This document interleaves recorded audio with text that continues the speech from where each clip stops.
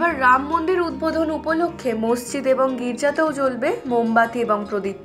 এমনটাই জানালেন নদিয়ার শান্তিপুর ব্লকের আরবান্দি 2 নম্বর পঞ্চায়েতের পাঁচপোতা পূর্বপাড়া জামে মসজিদের সংখ্যালঘু মোর্চার মণ্ডল সভাপতি আশরাফ শেখ এবং শান্তিপুর ব্লকে আহ্বান দিয়ে 1 নম্বর পঞ্চায়েতের চাদরা ক্যাথলিক চার্চের ভারতীয় জনতা পার্টির সংখ্যালঘু মোর্চার জেলা সভাপতি জোসেফ মণ্ডল।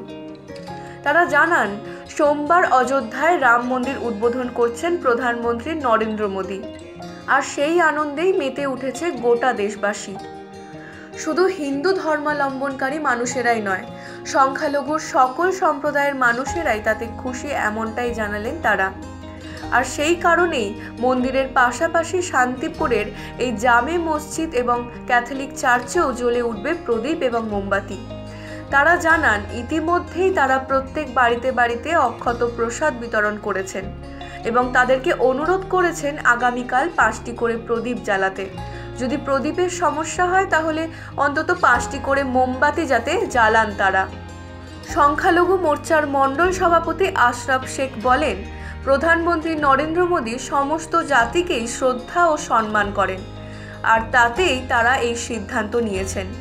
উল্লেখ্য, সনাতনী হিন্দু ধর্মের অত্যন্ত পবিত্র একটি দিন বলে মনে করছেন ভারতীয় জনতা পার্টি। তবে সনাতনী হিন্দু ধর্মের পাশাপাশি সংখ্যালঘু সম্প্রদায়ের মানুষেরাও যে একইভাবে আনন্দে উচ্ছ্বাসিত তা বলাই বাহুল্য।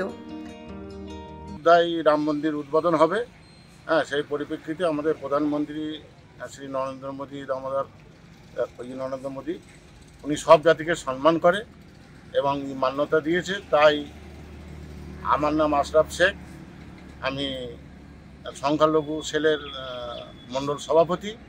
এবার সেই হিসেবে আমরা মন্দির উদ্বোধন হবে, সেই হিসেবে আমরাও খুশি। আমরা এখানে হিন্দু মুসলিম জাতি ভেদাভেদে আমরাও এখানে শান্তিতে আছি। নদিয়া থেকে সুরজিৎ দাসের report, U Bangla TV. U Bangla TV, হৃদয় ছুঁয়ে যায়।